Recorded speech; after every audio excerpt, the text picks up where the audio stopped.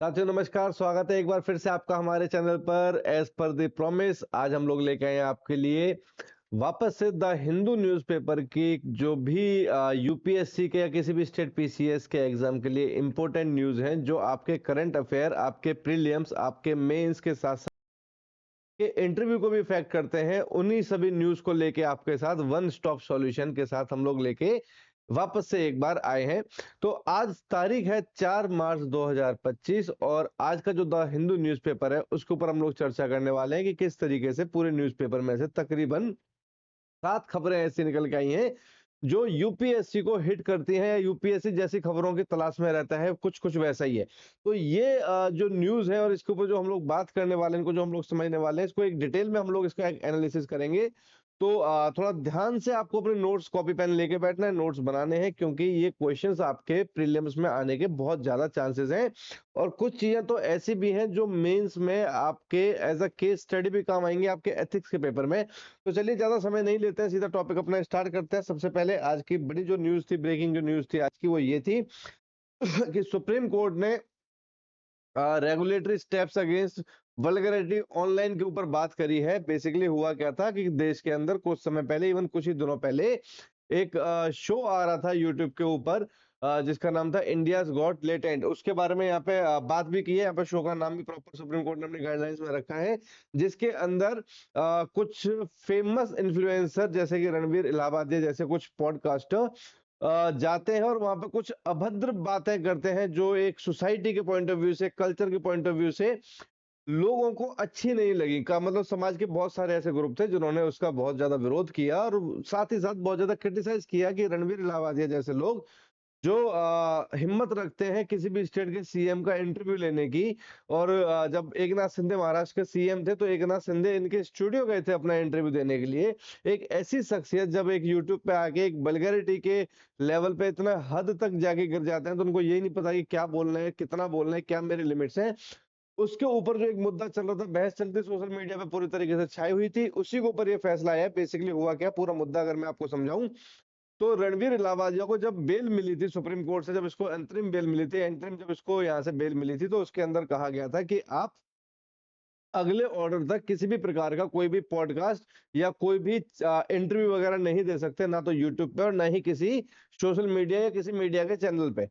तो आपको पूरी तरीके से बैन किया गया था कि आपको हम लोग बेल दे रहे हैं लेकिन आपको इन सब चीजों से दूर रहना होगा, आप इसके आसपास भी नहीं भटक सकते। जिसके चलते रणबीर इलाहाबादिया का जो एडवोकेट है, एडवोकेट का नाम जानना थोड़ा ज्यादा जरूरी हो जाता है, अभिनव चंद्रचूड़। क्योंकि ये जो एडवोकेट है अभिनव चंद्रचूड़, बेसिकली ये former chief justice of India D Y Chandrachud के बेटे हैं। इन्होंने सुप्रीम कोर्ट के अंदर ये एक अर्जी दी थी कि भाई रणवीर इलाहाबादिया के जो ऑफिस स्टाफ है, management, content creator, graphic designer, editor, ये सब मिला के तकरीबन 280 लोगों का स्टाफ है जो उसके लिए काम करता है। तो अगर रणवीर इलाहाबादिया काम नहीं करेगा तो लगभग 280 घर जो है वो बेरोजगार हो जाएंगे। तो सुप्रीम कोर्ट इस पर थोड़ा सा ध्यान दे। सुप्रीम कोर्ट ने अपने इस एप्लीकेशन को देखा तो उन्होंने एक बात बड़े स्पष्ट रूप से कही है कि आर्टिकल 19 के तहत आपको अगर राइट टू स्पीच का राइट मिलता है, अधिकार मिलता है, तो आप अपने फंडामेंटल राइट के साथ साथ फंडामेंटल ड्यूटीज को भी देखें कि पार्ट 4 ए आर्टिकल 51 ए आपको क्या क्या कहता है या क्या क्या करने के लिए आपको कहता है। हालांकि सुप्रीम कोर्ट ने जो रिस्ट्रिक्शंस लगी हुई थी इलाहाबादिया के ऊपर वो हटा दी हैं। वो अपना शो कर सकते हैं यूट्यूब के ऊपर, पॉडकास्ट कर सकते हैं, लेकिन किसी भी शो में, पॉडकास्ट में, यूट्यूब पे, सोशल मीडिया या मीडिया के ऊपर वो आके उस केस के बारे में चर्चा नहीं कर सकते जिस केस के बारे में हम अभी फिलहाल चर्चा कर रहे हैं। उसके बारे में रणवीर इलाहाबादिया कोई भी कैसी भी बात नहीं कर सकते। हालांकि उनको इसमें रिलैक्सेशन मिल गया है आर्टिकल 19 का। यहाँ पे सुप्रीम कोर्ट ने एक एग्जांपल सेट किया है कि आर्टिकल 19 में अगर आपको स्पीच का अगर हमें अधिकार आपको दिया हुआ है संविधान ने, तो साथ साथ आप अपनी फंडामेंटल ड्यूटीज को भी याद रखें कि आपकी ड्यूटीज क्या क्या है। तो यहाँ पे फंडामेंटल राइट और फंडामेंटल ड्यूटी दोनों ही टॉपिक पर सुप्रीम कोर्ट ने टिप्पणी की है। तो ये आपके लिए इंपॉर्टेंट हो जाता है कि सुप्रीम कोर्ट भी अगर इन आर्टिकल्स का ध्यान रखता है तो यूपीएससी वाले भी इन आर्टिकल्स को बिल्कुल पी कर बैठे होंगे। तो आपको पता होना चाहिए कि किसके अंदर क्या क्या चीजें हैं और क्या केस स्टडी इसके ऊपर बन सकती है। अगला है आपका, आज बेसिकली आर्टिकल 19 के या right to freedom, right to speech के बारे में थोड़ी सी न्यूज ज्यादा है, तो दूसरी न्यूज भी वहीं से निकल के आती है। Police yet to understand the fundamental rights to free speech and expression, Supreme Court. ये इमरान प्रतापगढ़ी एक राज्यसभा सांसद हैं कांग्रेस पार्टी के। कुछ समय से इनके ऊपर एक विवाद चल रहा था। विवाद कुछ नहीं था, विवाद बड़ा सिंपल सा था कि एक पोयम थी, suffering of injustice with love, suffering of injustice with love, जो एक हिंदी में उन्होंने कन्वर्ट किया था, जिसका मतलब था एक खून के प्यासे बात सुनो। तो एक पोयम थी जो इन्होंने अपने सोशल मीडिया हैंडल पे पोस्ट की थी, एक खून के प्यासे बात सुनो, जो एक कन्वर्जन था, जो एक ट्रांसलेशन था बेसिकली किस पोयम का, suffering of the injustice with love, इसका ट्रांसलेशन था। और पुलिस ने क्या किया कि इस पोयम को जब इनके सोशल मीडिया पर सुना तो इनके खिलाफ एक एफआईआर रजिस्टर कर दी कि ये इस पोयम के अंदर एक हेट स्पीच को प्रमोट कर रहे हैं, एक धर्म के खिलाफ अपनी बातें कर रहे हैं, और एक धर्म को गंदा दिखाने की या एक उसको गलत तरीके से उसको प्रेजेंट करने की कोशिश कर रहे हैं। और ये एफआईआर इनके ऊपर कर दी गई थी इमरान प्रतापगढ़ी के ऊपर। लेकिन जब इमरान प्रतापगढ़ी ने इस सारी चीजों की माफी के लिए या इन सब चीजों के को लेके जब वो कोर्ट जाते हैं, तो कोर्ट के अंदर बेसिकली गुजरात हाई कोर्ट के अंदर इन सभी आरोपों को तय करते हुए गुजरात हाई कोर्ट ने बोला कि हम इस पे कोई भी आपको रिलैक्सेशन या रिलीफ नहीं देने वाले, जिसके चलते इमरान प्रतापगढ़ी को सुप्रीम कोर्ट जाना पड़ा। और सुप्रीम कोर्ट ने जब पूरा मामला देखा तो पूरा मामला देखने के बाद बोला कि पुलिस को ध्यान रखना पड़ेगा कि राइट टू स्पीच क्या है, एक्सप्रेशन क्या है। Again article 19 right to freedom speech और एक्सप्रेशन के अधिकारों की यहाँ पे वापस से बात हो रही है कि ये जो पूरा का पूरा मामला था, उन्होंने जो अपना एक ट्रांसलेशन किया था एक पोयम का, उस पोयम के ट्रांसलेशन के अंदर उन्होंने ये बात रखी थी, उसमें कहीं भी हिंसा की बात नहीं थी, बल्कि अहिंसा की बातें ये कर रहे थे। लेकिन पुलिस ने इसको मिसअंडरस्टैंड किया, जानबूझ के किया या गलती से हुआ, ये तो पुलिस को जवाब देना होगा सुप्रीम कोर्ट के अंदर। लेकिन इनके ऊपर जो आरोप लगे थे उनको हटाया गया है, और हटाने के बाद अभी फैसला नहीं सुनाया है, फैसला अभी सुरक्षित रखा है। आने वाले 2-4 दिनों में शायद वो फैसला सुना देंगे। तो आर्टिकल 19 की 2 खबर हो जाती है, उसके बाद तीसरी भी आपके आर्टिकल 19 के आसपास से आ जाती है, एक बार इसको भी आप लोग देख लीजिए। यहाँ पे क्या है कि free speech under threat, Jamia students जो है वो बोल रहे हैं कि ये जो right to speech, again article 19, again वही right to freedom, fundamental rights की बात हो रही है। इनका मानना है कि ये जो राइट टू स्पीच है ये पूरी तरीके से थ्रेट है, ये बहुत ज्यादा उसमें चल रही है, मतलब इन शॉर्ट हम लोग कह सकते हैं कि खतरनाक स्टेज पर है, या देश के अंदर, या हो सकता है कि इस विशेष यूनिवर्सिटी के कुछ कुछ एक सो कॉल्ड जो इंटेलेक्चुअल लोग हैं उनको शायद ऐसा लग रहा है कि ये खतरे में है, राइट टू स्पीच जो है वो शायद खतरे में है, उनको वो नहीं मिल पा रहा है वहां पर। ये पूरा मामला क्या था मैं एक बार आपको बता देता हूँ कि यहाँ पे आप देख पा रहे हो, दिसंबर 15 2024, ठीक 5 साल पहले 15 दिसंबर को ही सीएए के विरोध में दिल्ली के शाहीन बाग में और देश के तमाम बड़े हिस्सों में सीएए और एनआरसी का विरोध किया गया, और एक बहुत बड़ा एक इवेंट चला जो एक तरह से राष्ट्र विरोधी एक इवेंट था। सड़कों पर पूरा दंगे हुए दिल्ली की सड़कों पर, शाहीन बाग इसके लिए बहुत ज्यादा फेमस हुआ, लोग सड़कों पर आकर बैठ गए, सड़कें जाम कर दी गई। ठीक है, ये सब उस समय पे दिल्ली के अंदर चल रहा था। और अभी तो चलो वो मामला ठंडा हुआ, उस समय के बाद वो मामला तो ठंडा हुआ, लेकिन जामिया में स्टूडेंट्स का कोई एक स्टूडेंट का कोई ग्रुप, यानी कि सारे स्टूडेंट एक जैसे नहीं थे, कुछ ग्रुप स्टूडेंट्स के ऐसे थे जो उस प्रोटेस्ट का वो सेलिब्रेशन करना चाहते थे कि भाई 5 साल पहले हमने एक प्रोटेस्ट किया था, एंटी सीएए प्रोटेस्ट, और उसको वो सेलिब्रेट करना चाहते थे, 5th एनिवर्सरी वो उसकी सेलिब्रेट करना चाहते थे कि भाई ये 5th एनिवर्सरी इसकी आई है, इसके ऊपर हम लोग एक सेलिब्रेशन का रखेंगे। अब पुलिस को लगा, क्योंकि ये दंगे पहले भी देश के अंदर, दिल्ली क्योंकि देश की राजधानी है, पूरी दुनिया की नजर इसके ऊपर रहती है, तो पुलिस ने एहतियात बरतते हुए कि भाई कहीं ऐसा ना हो कि ये लोग यहाँ पे प्रोटेस्ट को एक एनिवर्सरी के रूप में उसको सेलिब्रेट करें, और यहीं से वो जो एक चिंगारी है वो निकल जाए कि भाई धीरे धीरे करके वापस से लोग सड़कों पर आना स्टार्ट कर दें।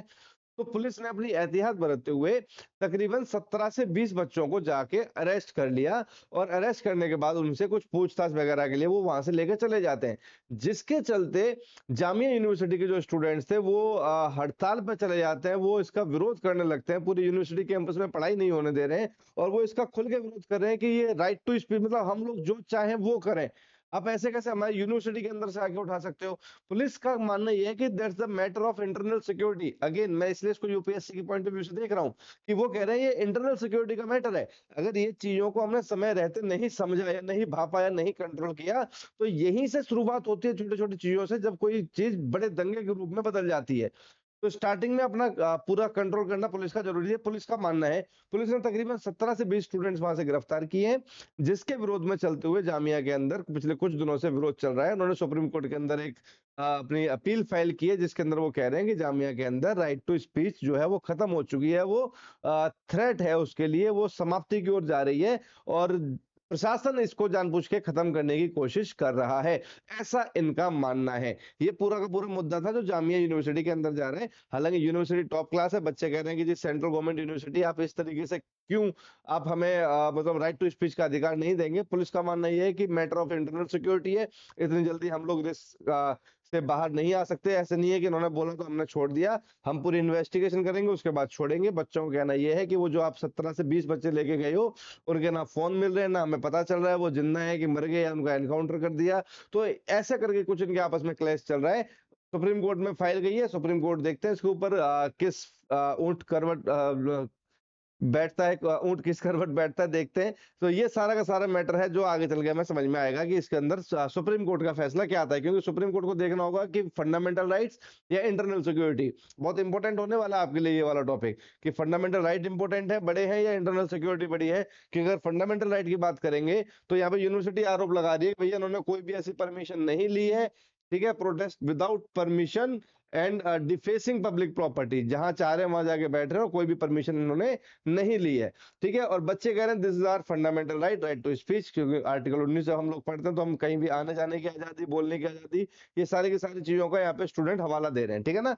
पुलिस बच्चों को लेके गई है वो इंटरनल सिक्योरिटी का। तो यहाँ पे तीन चीजें हैं, यूनिवर्सिटी कह रही है एडमिनिस्ट्रेशन गड़बड़ कर रहे हैं, बच्चे कह रहे हैं हमारा फंडामेंटल राइट है, और पुलिस कह रही है कि हमारा इंटरनल सिक्योरिटी का मैटर है। तो तीनों चीजों को देखेंगे कि किस हिसाब से चीजों को कोर्ट समझता है, किस फेवर में वो डिसीजन देता है। अगला जो न्यूज है आपके लिए वो है साउथ इंडिया से, यानी कि इंडिया के साउथ पार्ट। न्यूज बहुत अच्छी है। तमिलनाडु के सीएम एम के स्टालिन का कहना है, बड़े खुले शब्दों में उन्होंने कहा है कि वो किसी भी सूरत में हिंदी को स्टेट के अंदर इम्पोज नहीं करेंगे, चाहे उनकी पार्टी चुनाव क्यों ना हार जाए। Won't allow Hindi imposition even if it means DMK is losing the power in Tamil Nadu. बहुत बड़ी अपने आप में ये बात उन्होंने बोली है। देखिए, जब से देश आजाद हुआ, ये तो चलो 70-75 सालों की ज्यादा बात है, ज्यादा पुरानी बात नहीं है, लेकिन जब हम लोग इतिहास पढ़ते हैं, जब हम लोग हिस्ट्री पढ़ते हैं, जब हम लोग एंशियंट हिस्ट्री पढ़ते हैं, तो हम लोग देखते हैं कि तमिल संगम जब हुआ था, जो संगम एरा आया था साउथ इंडिया की, जब हम लोग हिस्ट्री स्टार्ट करते हैं वो संगम एरा से स्टार्ट करते हैं, ऑलमोस्ट 100 एडी के आसपास वो स्टार्ट हो गया था, ठीक है। ये संगम एज की जब हम लोग बात करते हैं तो संगम एज के अंदर हम लोग देखते हैं किस तरीके से तमिल लिटरेचर्स के द्वारा संगम जो एक एज थी या जो काल था वो दुनिया के सामने रखा गया था। यानी कि जो संगम ग्रंथ थे, जो संगम जो तमिल ग्रंथ थे, उन सबको संजो के लेके आए सभी जो उस समय के महापुरुष थे, उन्होंने अपनी अपनी बातें उस महाकाव्य के अंदर रखी, उसी को हम लोगों ने संगम काल का नाम दिया। ये तो ही एक बात, ये प्राचीन भारत से चली आ रही है, ठीक है ना। पूरे प्राचीन भारत से लेके आज के दिन तक सबसे बड़ी समस्या साउथ इंडिया में यही रही है कि साउथ इंडियंस का मानना है कि Tamil is the ancient language of the India और द वर्ल्ड, और नॉर्थ इंडियंस का मानना है कि Hindi and Sanskrit are the ancient language of the world और द इंडिया, ठीक है।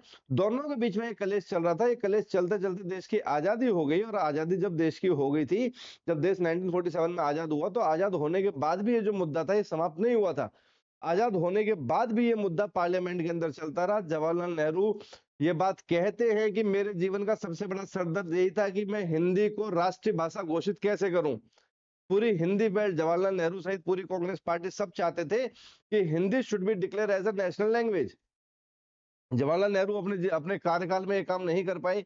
उसके बाद जब लाल बहादुर शास्त्री का कार्यकाल स्टार्ट हुआ तो ऑलमोस्ट चीजें फाइनल थी कि लाल बहादुर शास्त्री के कार्यकाल में 26 जनवरी 1965 को लाल बहादुर शास्त्री जी इसको अनाउंस कर देंगे कि हिंदी जो है वो देश की राष्ट्रीय भाषा है। लेकिन उससे जब ये खबर जब सामने आई तो ऑलमोस्ट 2-3 दिन पहले ही साउथ इंडिया के अंदर दंगे स्टार्ट हो गए थे। दक्षिण भारत के अंदर दंगे हुए, बहुत सारे लोग उसके अंदर जख्मी हुए, कुछ लोगों की उसके अंदर दर्दनाक मौत भी हुई है। उसके बाद पार्लियामेंट सेशन के अंदर साउथ इंडियन कुछ नेता जब बैठे हुए थे तो उन्होंने बड़ी अच्छी एक बात बोली थी कि किस बिहाफ पे आप हिंदी को राष्ट्रभाषा कहना चाहते हो। तो यहाँ पे जो नॉर्थ इंडियन जो लीडर थे उन्होंने बोला था कि भैया हिंदी बोलने वालों की संख्या ज्यादा है, तो मुझे याद है मैंने एक किताब पढ़ी थी रामचंद्र गुहा की, इंडिया आफ्टर नेहरू। उसके अंदर उन्होंने एक कोट किया हुआ है बहुत अच्छा कि अगर संख्या के आधार पर आप चीजों को डिस्कस करेंगे, डिक्लेयर करेंगे, तो माफ कीजिएगा, देश का राष्ट्रीय पक्षी मोर नहीं कौवा होना चाहिए। ये स्टेटमेंट थी प्रॉपर साउथ इंडियंस के जो लीडर्स थे उनके द्वारा कि भैया संख्या तो कौवों की ज्यादा है, फिर मोर को राष्ट्रीय पक्षी क्यों रखा है ना? तो कुछ तो यूनिक होगा मोर के अंदर। एनीवे, तो ये सारी की सारी बातें थी, तो वो बातें अभी तक चलती आ रही है। और यहाँ पे ये जो मुद्दा अभी न्यूज में आया वो इसलिए आया है क्योंकि जो वहां के गवर्नर हैं RN रवि साहब, उन्होंने ये बात बोली है रिसेंटली। उन्होंने ये बात एक अभी कॉन्फ्रेंस में बोली है कि हिंदी जो है उसको माना जाएगा, Hindi India national language and Sanskrit is the countries ancient language. इन्होंने ये वाली बात इसके अंदर बोली है। लेकिन डीएम के पॉलिटिकल पार्टी के जो सीएम है इस टाइम पे M के स्टालिन, वो इसका कटाक्ष करते हुए साफ शब्दों में बोलते हैं कि अगर हमें चुनाव हारना होगा तो हम लोग चुनाव हार जाएंगे, लेकिन किसी भी सूरत में हिंदी को तमिलनाडु के अंदर हम एक राज्य भाषा का दर्जा नहीं देंगे। टू लैंग्वेज थ्योरी हम लोग तमिलनाडु के अंदर लेके नहीं आएंगे। तमिलनाडु के अंदर जो बच्चा रह रहा है, जो स्टूडेंट्स रह रहे हैं, जो लोग रह रहे हैं, उनको सीखने के लिए तमिल है, तेलुगु है, कन्नड़ है, बहुत सारी भाषाएं हैं। तो पहले वो बच्चा यहाँ की साउथ की भाषा सीखे, ठीक है। हिंदी शुड बी ऑप्शनल, कि सीखना चाहे तो सीखे, मतलब कंपलसरी फोर्सफुली नहीं आप हमारे ऊपर डाल सकते कि आपको हिंदी सीखनी पड़ेगी और आपको हिंदी में काम करना पड़ेगा। इसके ऊपर अभी बहुत ज्यादा वहां पे विवाद चल रहा है, बहस चल रही है। देखते हैं कि यहाँ भी ऊंट किस करवट बैठेगा, इसका आइडिया हमें तभी लगेगा जब इसके ऊपर न्यूज आगे बढ़ेगी। आगे आता है, वापस से साउथ इंडिया से न्यूज है। तेलंगाना के जो सीएम है वो यूनियन मिनिस्टर से कहते हैं fair allocation of Krishna river. देखिए, आंध्र प्रदेश और तेलंगाना के बीच में सबसे बड़ी जो समस्या है वो कृष्णा और गोदावरी नदी को लेके है, ठीक है। प्रॉब्लम क्या है, अगर मैं आपको प्रॉब्लम इन शॉर्ट समझाऊं यहाँ पे, तो प्रॉब्लम बड़ी सीधी सी है कि ये जो कृष्णा रिवर है इसका 70% जो पार्ट है वो तेलंगाना से होता है, तेलंगाना से होता हुआ जाता है, ठीक है ना। और 30% जो पार्ट है वो इसका आंध्र प्रदेश से होता हुआ जाता है। अब प्रॉब्लम ये है कि तेलंगाना 70% जो पार्ट जा रहा है, फिर भी उसके बाद भी मतलब ज्यादा जो हिस्सा है वो तेलंगाना के अंदर है, लेकिन बावजूद उसके वो सिर्फ 34% जो इसका पानी है वो यूज करते हैं। और आंध्र प्रदेश जहां पे 30% हिस्सा जाता है सिर्फ, वहां पे 66% भाग जो है वो पानी का यूज किया जाता है। और क्योंकि आंध्र प्रदेश जो है वो एलोकेशन के हिसाब से, क्योंकि उनका मानना है जब 70% नदी हमारे राज्य से जाती है तो पानी हमें ज्यादा मिलना चाहिए यूज करने के लिए, तो वो उन्होंने यूनियन मिनिस्टर को इसमें दखल देने की बात करी कि आप इसके अंदर एक बार दखल दीजिए। ऐसा नहीं होता कि नदी हमारी और उसके ऊपर डैम बनाने से कोई प्रोजेक्ट का जब काम कर रहे हैं तो वो सारे अधिकार आंध्र प्रदेश को दिए गए हैं या आंध्र प्रदेश के पास है।